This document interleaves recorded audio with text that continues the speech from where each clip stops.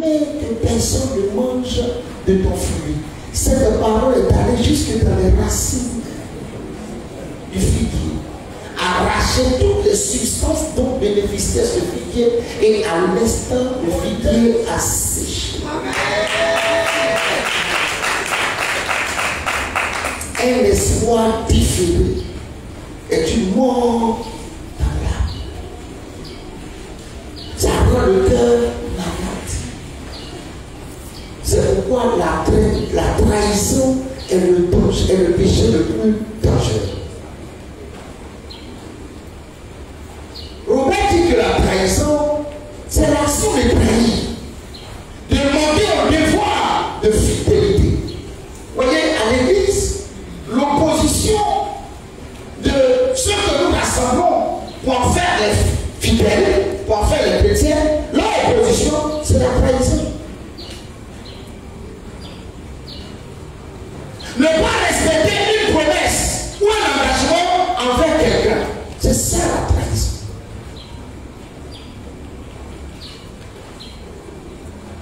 Si dans l'Apocalypse, il est dit, reviens à ton premier amour, je sais une trahison dans l'alliance qu'il a eue avec l'Église. Donc, nous-mêmes, hommes de Dieu, on peut pratiquer la trahison sans se rendre compte. Je viens doucement. Quand nous commencions, je me rappelle, je n'avais pas de voiture. Souvent, il y a des bénédictions qui deviennent des pièges. Je n'avais pas de voiture. Mes heures de prière étaient très grandes. Parce que je m'ennuie. Je suis à la maison, je ne fais rien. Donc, je peux beaucoup. Mais quand j'ai eu la voiture, j'ai trop de programme. Trop de programme. Je dois aller là. Je dois aller là. Je dois visiter tant. Mais c'est devenu un piège. Oh Dieu, c'est tellement. Je lui avais dit quand j'ai commencé le ministère, à telle heure, on se rencontre. À telle heure, on se rencontre. Vous êtes calme, hein? Amen.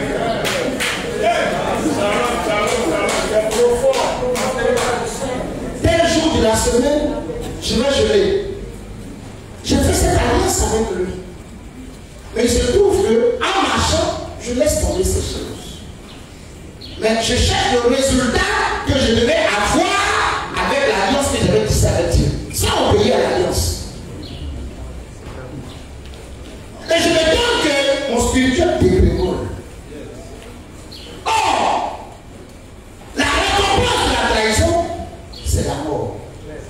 Donc je peux croire dans la force de l'esprit, mais je suis mort spirituellement. Je suis le pasteur principal. Si un homme ne peut donner que ce qu'il a et ce qu'il est, j'envoie la mort dans l'église. Parce que je trahis. C'est des choses simples. Parce que la trahison, ça ne se pardonne pas. Lucifer est devenu Satan. Il est mort. Dieu l'a éteint. Ce qui faisait qu'il brillait, c'était la gloire de Dieu qui faisait qu'il brillait. Dieu l'a pas tué physiquement, mais Dieu l'a éteint. Les gens le caricaturent, mais non noir. S'il est noir, je ne sais pas, je n'ai pas encore rencontré. Mais on le caricature noir, parce qu'il a été éteint. Nous pouvons nous éteindre à cause de la trahison. Alors c'est chrétien. Genèse 2. Je ne sais pas combien de temps j'ai personnellement, mais il faudrait que vous compreniez. Je vais prendre juste un petit coup pour que vous compreniez. C'est un message simple. Ça m'a aidé, mes amis, ça m'a aidé. Et ça continue de m'aider. Je crois que nous ne sommes pas là pour vous enseigner. Les docteurs, les parents vont vous enseigner. Mais en tant que votre collègue, nous sommes là pour partager des expériences. Nous sommes là pour partager des expériences. C'est ce que j'apporte ce midi. Je ne peux pas me prévaloir le titre de professeur, non. Mais j'ai vécu une expérience et j'ai découvert quelque chose dans les Écritures. Quand nous lisons Genèse 2, versets 15 à 17, il est écrit que l'Éternel Dieu prit l'homme et le plaça dans le jardin d'Éden pour le cultiver et pour le garder.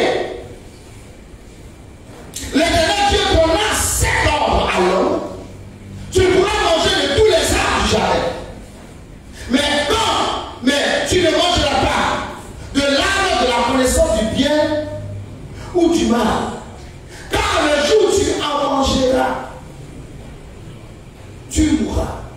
La version d'Arby ajoute une assurance. Tu mourras certainement. Si nous lisons, je n'ai pas fait tout le grec, je n'ai pas fait l'araméen, je n'ai pas fait l'hébreu en profondeur, mais je comprends le français.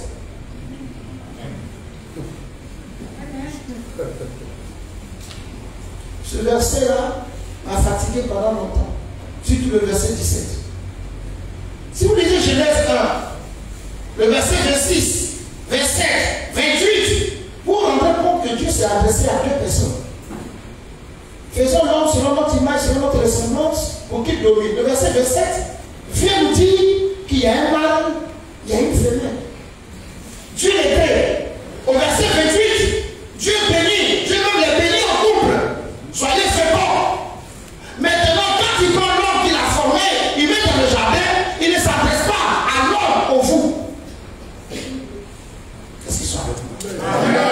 Il ne s'adresse pas à l'homme au vous, mais il s'adresse à l'homme au tu. Le jour où tu mangeras. Pourtant, c'est un couple qu'il a tout déformé. Donc, normalement, il a pu dire le jour où vous mangerez. Mais il dit tu mangeras. Ça m'a fait réfléchir. Amen. Adam a formé un couple. Adam a formé un foyer.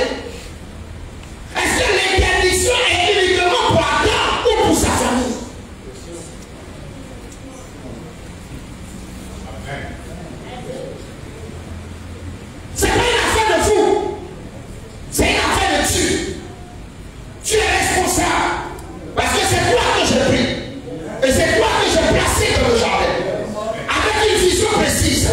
Autour de laquelle je fais une alliance avec toi. Tu pourras manger de tous les arbres. Mais ce arbre-là, tu ne le mangeras pas. Mais je t'ai placé là pour que tu cultives. Et que tu gardes le jardin. Le déranger aujourd'hui, ce n'était pas un jardin physique, c'était la présence de Dieu. Donc je te prends pour que tu sois en relation avec moi. Et la vision que j'ai avec toi, c'est que tu dois aimer plus que toutes choses au monde. C'est pourquoi plus tard, dans le décalogue, le Seigneur va expliquer ça de façon particulière. Pendant les lois, il va dire, tu aimeras l'Éternel, ton Dieu, de toutes tes forces, de toute ton âme et de tout ton cœur. Parce que c'est ce que Dieu attendait d'Adam à la pièce. Rien d'autre. Et nous allons comprendre tout à l'heure. Rien d'autre. Nous qui sommes appelés, serviteurs, partenaires de Dieu, nous sommes en danger. Parce que dans notre cœur, il va y avoir qu'une seule place. Je le répète, nous sommes en danger. Et c'est la lutte avec laquelle nous devons vivre. Dans notre cœur, il n'y a qu'un seul siège, une seule place. Dieu. Amen. Si quelque chose doit commencer à être aimé plus que Dieu, Dieu se sent trahi. Et la trahison tue. Tu, tout est tu ne mangeras pas. Le jour où tu mangeras, tu mourras. Et David, qui n'est pas tolérant avec nous, dit tu mourras même certainement. Il n'y a pas de doute. Le plan de Dieu dans sa relation avec Adam, c'est qu'Adam devait aimer que lui seul, quel que soit tout ce qui va donner à Adam, c'est quelque chose qui ne va pas prendre la place de Dieu dans le cœur d'Adam. Quel que soit la grandeur du ministère que Dieu va te donner, le ministère ne peut pas prendre la place de Dieu dans ton cœur par rapport à Dieu. Parce que la source, c'est Dieu. C'est pourquoi, écoutez-moi bien, lorsque Pierre a commis cette pêche miraculeuse, il a abandonné les poissons, il a abandonné la barque et il a suivi le Seigneur. Parce que le Seigneur est la source. Si j'ai la source, j'ai la pause. Le problème est là. Et je vais vous donner ça de façon simple. Je vous plaît de façon prophétique. Le jour où tu vas le trahir, le jour-là, tu vas mourir. Si vous lisez bien les Écritures, quand Ève a été séduite par le serpent, c'est ce que toutes nos Bibles disent. Mais j'ai une Bible qui parle en lieu et place du serpent, du raisonnement. Le raisonnement. C'est parce que nos Bibles nous ont poussé à une rencontre entre le serpent et Ève qu'il y en a qui vont jusqu'à blasphémer, déclarant que le serpent a couché avec Ève. Quand je lis mes Écritures, il n'y a pas eu de rencontre. Le raisonnement était déjà en Ève. Amen. Le raisonnement était déjà en Ève. Si donc les théologiens comparent le raisonnement au serpent, c'est que chacun est serpent en lui. Si tu n'as pas vaincu ton serpent, tu ne t'en sortiras pas. J'ouvre la parenthèse. La domination dans le monde spirituel était le combat des serpents. Demandez à Moïse et Aaron devant Pharaon. Moïse dit à Aaron, jette ton bateau, il jette, ça devient serpent. Les magiciens aussi jettent, ça devient serpent. Lequel des serpents sera plus grand? Le serpent d'Aaron a avalé les serpents des magiciens. C'est fini. Si je vais avaler ton serpent, tu n'as plus l'autorité. Amen. Quand, disons donc le serpent, est venu vers Adam, vers Ève, et qu'elle a été séduite. Je suis à l'aise parce que je suis en France comme de Dieu. Quand elle a été séduite, et puis elle a mangé, regardez bien, moi je lis la Bible comme un film. Quand elle a mangé, rien ne s'est passé. Lisez les Écritures, rien, papa, aidez-moi les docteurs. Amen. Quand elle a mangé, rien ne s'était passé. Rien du tout, rien. Ses yeux ne se sont pas ouverts, rien, avant, rien. Oh, amen. Rien ne s'était passé, rien du tout, rien. Elle a mangé, rien ne s'est passé. En tout cas, pour me contredire, mais c'est ce que j'ai lu, rien ne s'est passé quand elle a mangé. C'est quand elle a réussi par son attitude de femme, par sa place de séduction, par sa place de conviction, conduite à Adam et qu'Adam a mangé et les choses se sont déclenchées. Les choses se sont déclenchées. Pourquoi? Parce qu'au départ, tu n'as pas de fou. Au départ, tu n'as pas dit fou. Il a joue dur. Parce que le jour où tu mangeras, tu montreras que dans ton cœur, il y a quelqu'un d'autre qui compte que moi. Moi, je t'ai parlé. Le jour où tu écouteras la voix de quelqu'un d'autre plus que moi, tu as fait de cette personne supérieure à moi. C'est une trahison. Ce n'est pas l'arbre. Ce n'est pas le fruit de l'arbre qui a fait que Adam et Ève ont quitté le jardin. C'est la puissance et le danger de la trahison.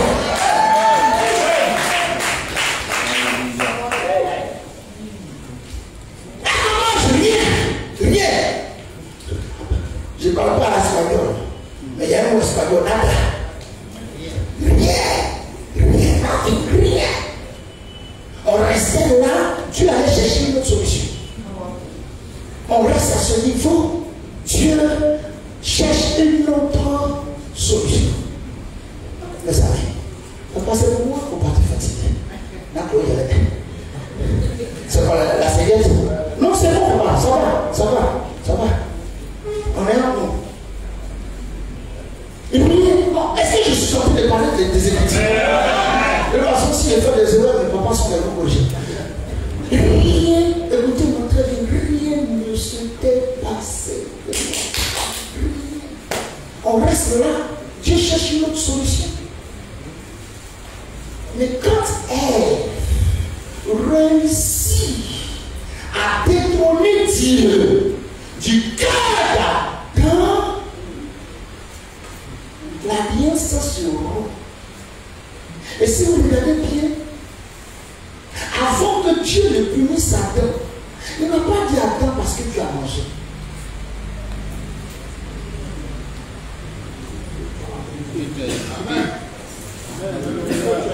Pasteur, écoutez-moi bien ce soir.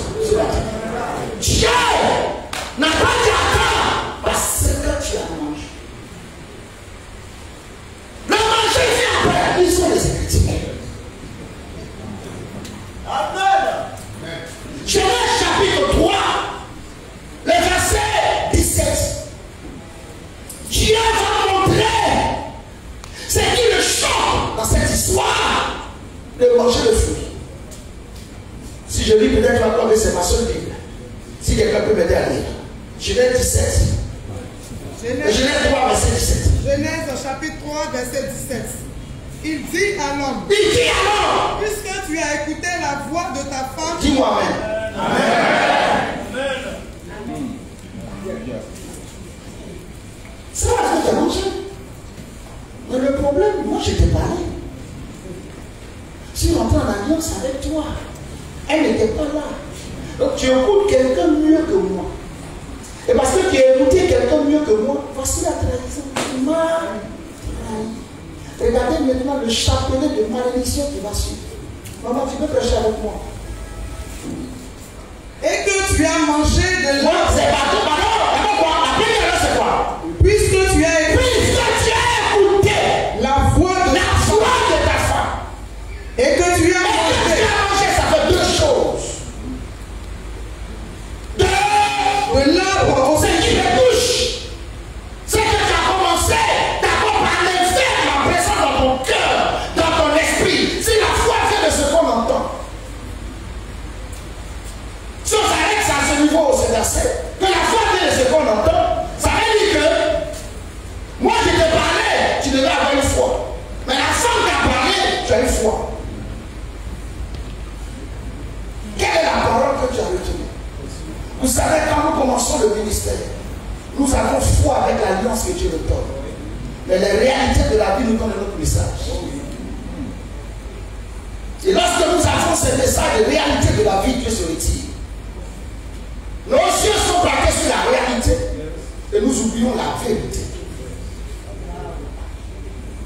Or, la réalité est vraie. La vérité rassure. Amen. Amen, amen, amen. Et c'est parce que nous sommes dans la réalité du ministère. Quand Dieu a devenu corps, encore n'existe pas. Quelqu'un m'a dit la photocopie ne peut jamais être originale.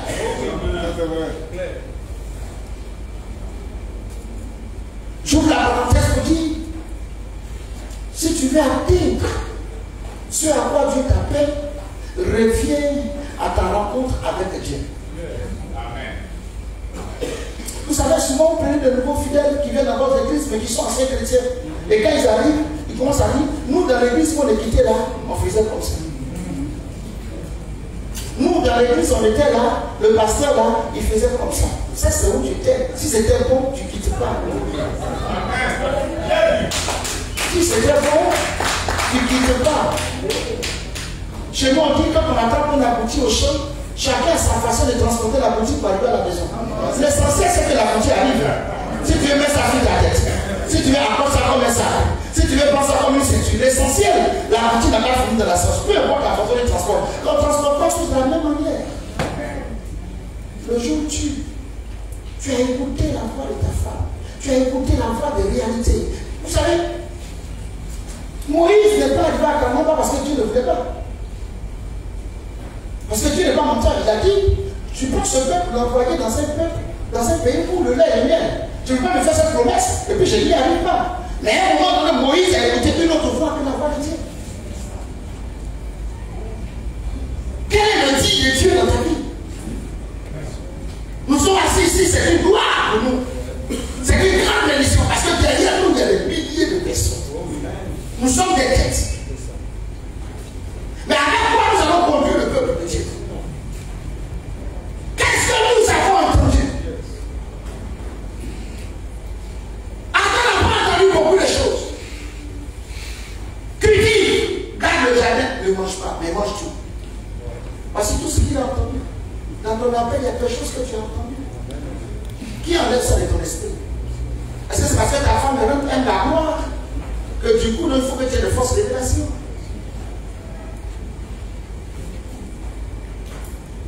Est-ce que parce que ta femme aime le prophète, de toi le pasteur que tu es, tu n'es pas plus un homme de Dieu? Parce que tu ne prophétises pas? La trahison nous tue et tue notre ministère. Nous pouvons continuer à souffrir, mais Dieu n'est plus là. Vous savez, Dieu nous dit bonjour quand il vient. Mais Dieu ne nous dit pas au revoir quand il va.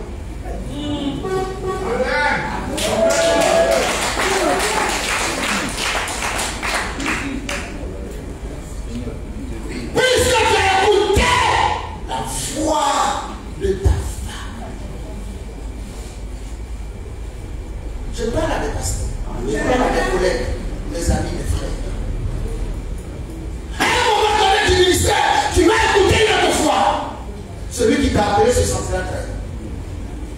C'est pourquoi Paul nous fait le reproche pour dire n'attestez pas le Saint-Esprit.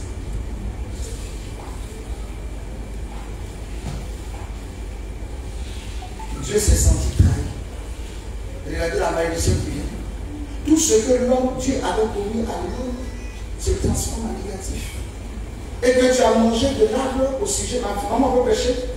Le sol sera maudit à cause de toi. Tu viens du sol. Mais le sol sera maudit à cause de toi. Il te produira quoi? Il te produira la saison. Tu n'en mangeras point, le sol sera maudit à cause de toi. Oui, continue. C'est à force de C'est à peine. force de quoi? De peine. De peine. C'est à force de peine. C'est à force de peine que tu en tireras ta nourriture tous les jours de ta vie. Continue, maman, continue. On va juste dire. Verset 18. Il te produira des épines et des ronces, et tu mangeras de l'herbe des champs. Verset 19. C'est à la sueur de ton visage que tu mangeras du pain, jusqu'à ce que tu retournes dans la terre d'où tu as été pris. Car tu es poussière, et tu retourneras dans la poussière. Est-ce que Dieu parle de la même personne? C'est comment? Quand nous disons ça, est-ce que Dieu est en train de parler de la même personne? Je remonte en Genèse 1, verset 6. Faisons l'homme selon notre image et selon notre ressemblance. Est-ce que ce n'est pas le même homme qui est là? La trahison nous dénature. Le Dieu qui a dit celui-là sera ma ressemblance, mon image, mon identité, mon miroir. Quand on l'a vu, on m'a vu. C'est sur ce homme-là qu'il est en train de libérer tout ce qui est négatif. Pourquoi? Parce que la trahison tue. Le traître, ça meurt. Le traître, ça meurt. Et quand je dis ça meurt dans toutes les dimensions. Par moment, le pasteur doit savoir qu'il est en train de mourir. La gloire soit rendue au Seigneur parce que nous avons la résurrection et la vie avec nous. Nous le connectons à lui, nous ressuscitons. Mais le pasteur doit savoir pour qui meurt. Il y a des moments où tu sens que tu meurs. Tu n'entends plus Dieu. Tu ne vois plus sa main. Mais tu as encore le peuple. Tu te bats pour trouver des messages. Et si tu ne fais pas attention, tu vivras que des espoirs passés. Tu n'auras que des anciens témoignages. Pas de nouveaux témoignages. Parce que c'est pas toi qui as fait les anciens, tu ne vas pas en faire de nouveaux. C'est le Seigneur qui faisait le message à travers de toi. Mais il n'est plus là, il t'a dit, il est parti sans te dire au revoir.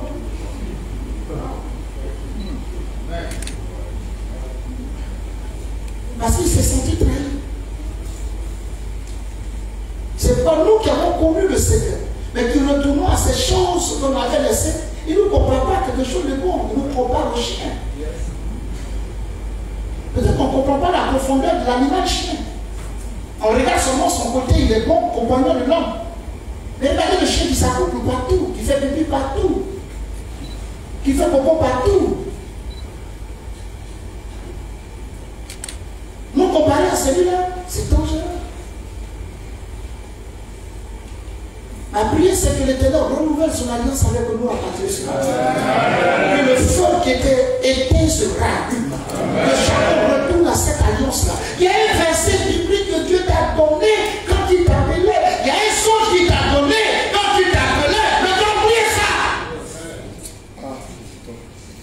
J'ai donné un songe. Papa Bois. J'ai donné un songe depuis 98. Vous savez, moi j'ai lutté avec l'appel pendant 6 ans. Ceux qui sont cartésiens, on ne les convertit pas vite. Moi, j'ai fait mathématiques. Donc, tu n'as pas venu me dire des choses sans que tu les démontres.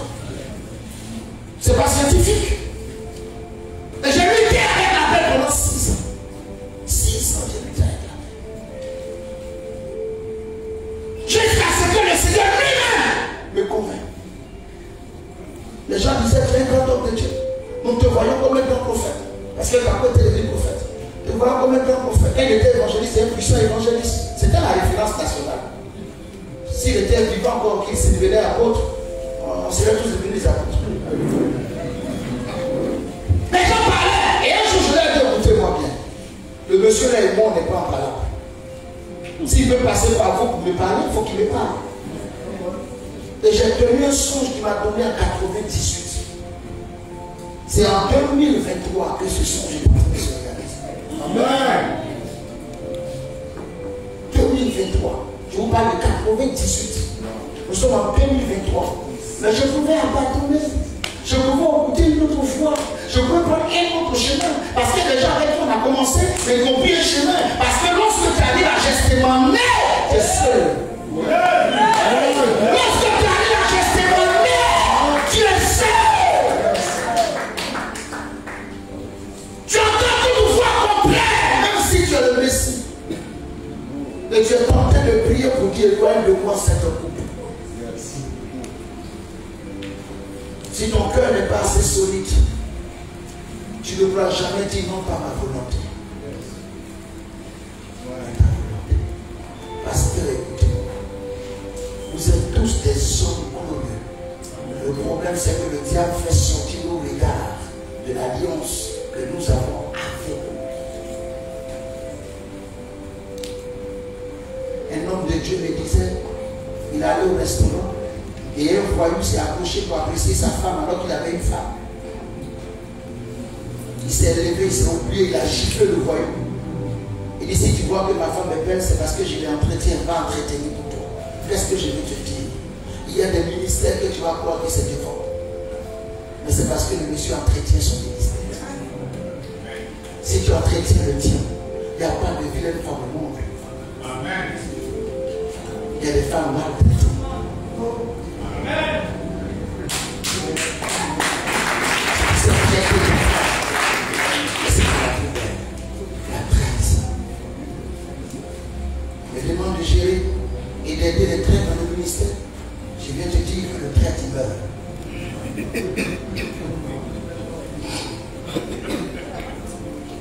Le traître il meurt. Et ils sont théologiens, ils connaissent. Mais ce que je sais, le traître il meurt. Jésus descend de la montagne après une nuit de prière et il sélectionne 12 personnes. Mais il a sélectionné parmi les 12 un mort.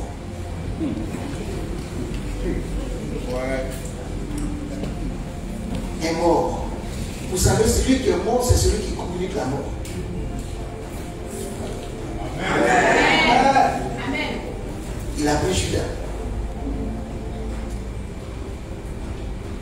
Vous savez, le traître est méchant.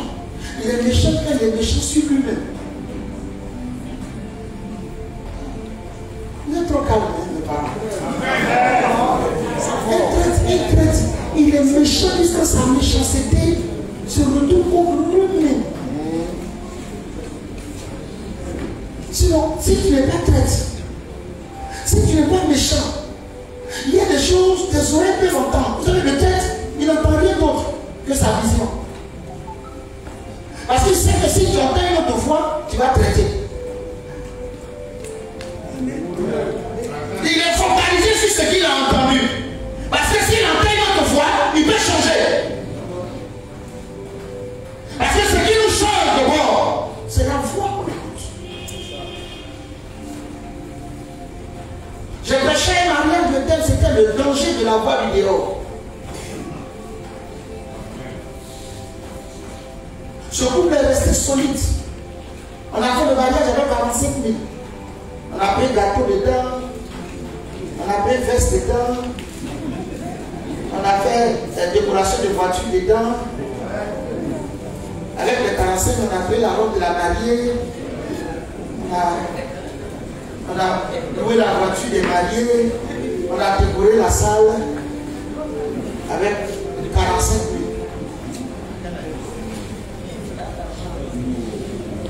Quand le couple venait, tu les vois mariés, tu les vois marcher, tu connais les budgets.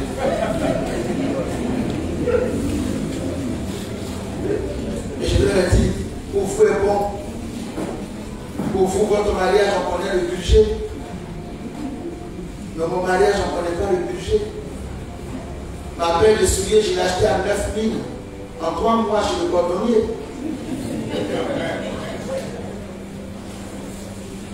Ma femme s'est coiffée au marché à 500 francs. Le jour de son mariage, je suis allé au mariage en taxi. Vous avez le budget. Mais si tu ne retrouves pas la voie du dehors pour te faire sortir du jardin, tu peux naître dans la crèche. Mais tu ne meurs pas dans la crèche.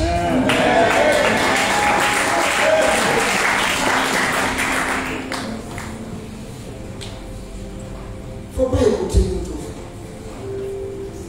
Que tes yeux ne te donnent pas un autre message.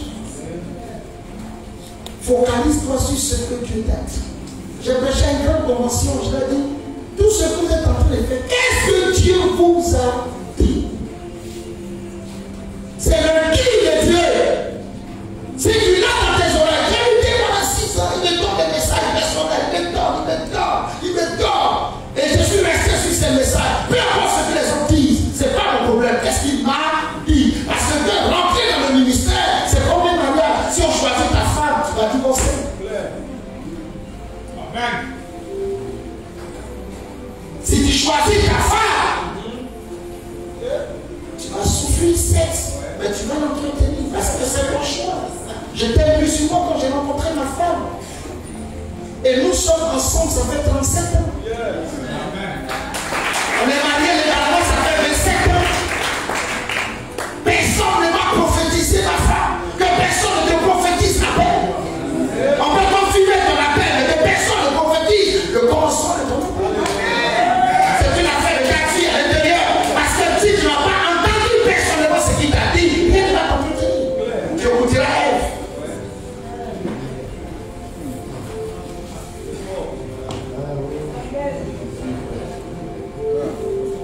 Avant de détecter et de gérer les traits de ton ministère, cherche à savoir si ton mec n'est pas traité avec Dieu. Oh oui. Amen.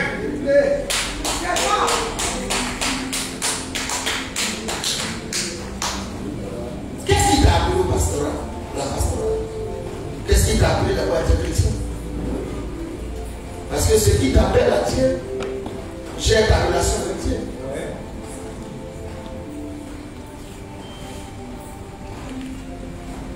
Soit tu arriveras à gestionner. Tu ne peux pas passer à gestionner. Non, gestionner, tu ne peux pas passer. Mon premier fils, c'est moi parce que je n'ai pas de lait.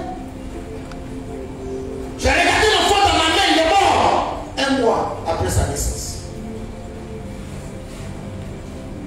Gestionner, mon premier fils. Je n'ai ni père, ni mère. Mon épouse est tout seul. On l'a déchiré de partout pour que le petit sorte. Elle s'assoit de 6h à 18h, alors qu'on ne savait pas qu'il y avait des bêtes dans son sein et qu'elle n'avait pas de lait. Personne ne nous assiste. C'était notre gestion. À l'islam, on ne peut pas me laisser seul. Avec mon enfant, dans l'islam, on ne peut pas me laisser seul. L'église m'a laissé seul. Et figurez-vous, Dieu vous met le bon. Dieu vous met le bon. L'enfant est mort au temple. L'enfant est mort au temple au culte du soir. L'enfant est mort. J'ai pris l'enfant, ils allaient au culte avec mon épouse. On a fait sa petite natte. Dans notre enfant couché. Et on arrive au culte, l'enfant décède. Et c'est de l'église qu'on soit allé attirer notre enfant. Et on est revenu à la maison prétue. Une église comme ça, je ne continue pas. Mais c'est mon geste. Non. Tu ne veux pas écouter la foi de ce que je suis en train de traverser. Qu'est-ce qu'il m'a dit au départ? Le jour où tu écouteras la voix de ta femme, tu mourras. Jésus choisit 12 et il choisit un mort pour l'aider à mourir. Mais lui, c'est qu'il va ressusciter. Mais celui qui l'a aidé à mourir ne peut pas ressusciter.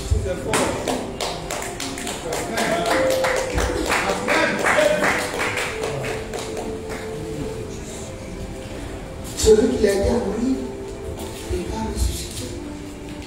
Les amis,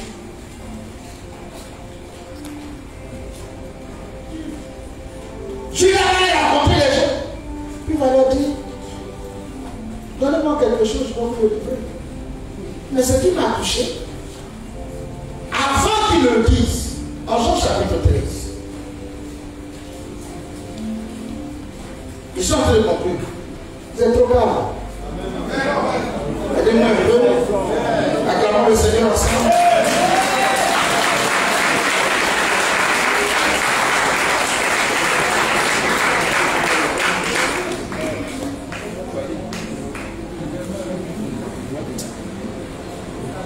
Lisons à partir du verset 21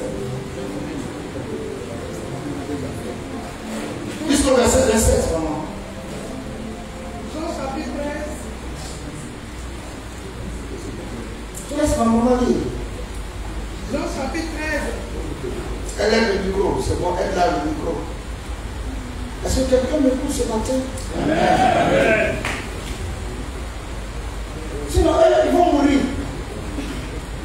Le texte est donné.